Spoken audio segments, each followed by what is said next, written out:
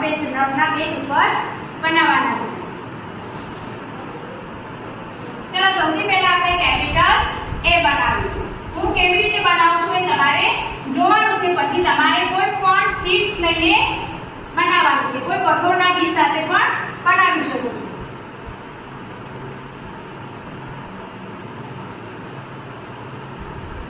ચલો તમને ખ્યાલ આવશે કયો લેટર બનાવું છું?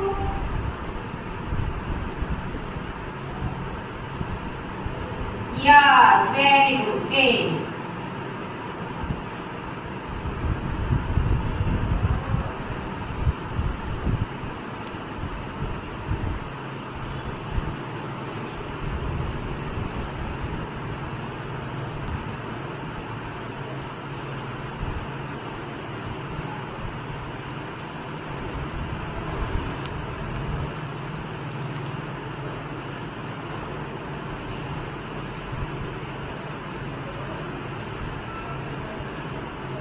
Which letter is this? Capital A. Yes. एक के बाद कौन सा लेटर आएगा? B. Yes.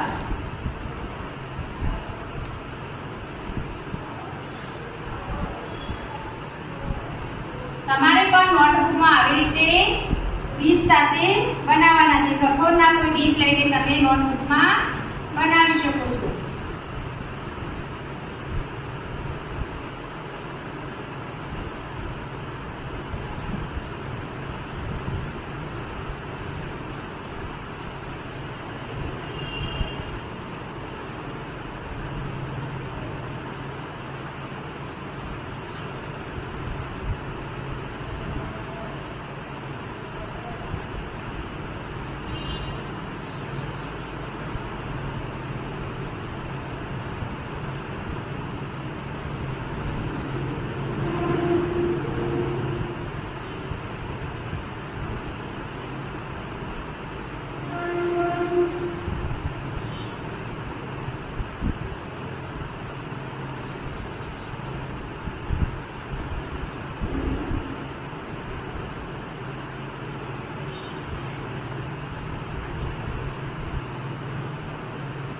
કયો લેટર થયો આ?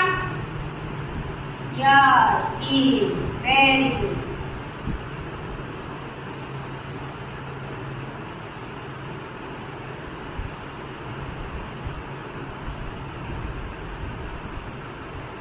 કયો લેટર બનાવ્યો? B.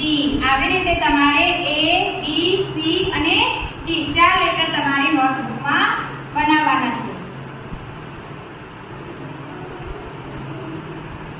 આંગળીથી વરસાદ પાડી ક્લાસમાં બહુ ગમે છે ને, તો આજે આપણે આંગળીથી વરસાદ પાડીશું। ચલો તમારે બધાએ મારી સાથે આ આંગળીથી વરસાદ પાડવાની એક્ટિવિટી કરવાની છે। ચલો પહેલા એક આંગળી, વરસાદનો અવાજ કેવો આવે છે? ધીમે ધીમે।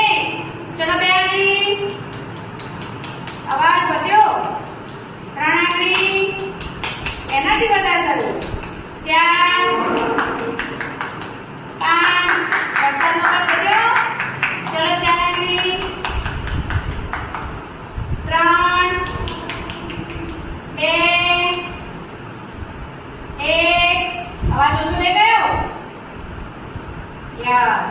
ચલો હવે આપણે કાગળમાંથી એક ઓરિગામી એક્ટિવિટી કરીએ।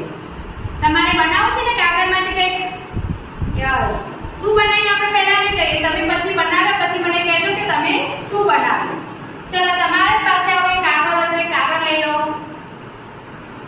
એક કાગળ લીધું, એને પછી આમ પાડીને એક ચોરસ આકાર આપવાનો છે। ચલો આવી રીતે કોર્નર પાડશો એટલે જે નીચેનું કાગળ બચ્યું છે ને એને આપણે કટ કરવાનું છે।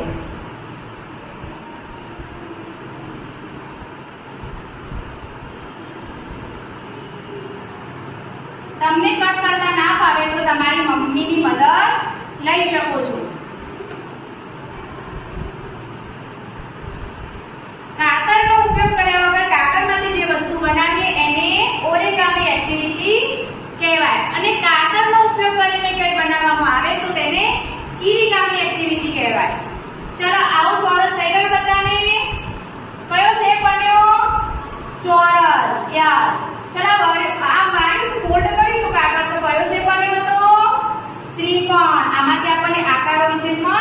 જાણવા મળે છે. ચલો આવી રીતે તમે કાગળ છે એમાંથી અહીંયા વચ્ચે એક આ બાજુ આમ ફોલ્ડ કરો. થઈ ગયું બધાને? બીજી બાજુ એવી જ રીતે બે સરખા ભાગમાં ફોલ્ડ કરવાનું છે. આવી રીતે શેપ બની ગયો બતાવો. બંને બાજુ ફોલ્ડ થઈ ગયું. યસ. ચલો એના ઉપર ફરીવાર ફોલ્ડ કરવાનું છે.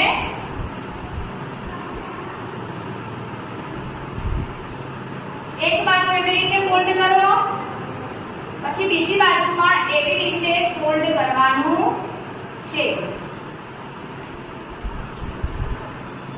ચલો આવી રીતે બધા ફોલ્ડ થઈ ગયું. ચલો ના સમજ પડ્યો તો ફરી શીખવાડીશ. એક આ બાજુ ફોલ્ડ, બંને સરખા ભાગે ફોલ્ડ કરવાનું છે અને એના ઉપર ફરીથી ફોલ્ડ કરવાનું છે. એક બાજુ અને આ બંને બાજુ. પછી એનો ઉપરનો થોડો ભાગ છે એને આ ઉપરનો થોડો ભાગ છે એને આમ નીચે વાળવાનો છે. યસ.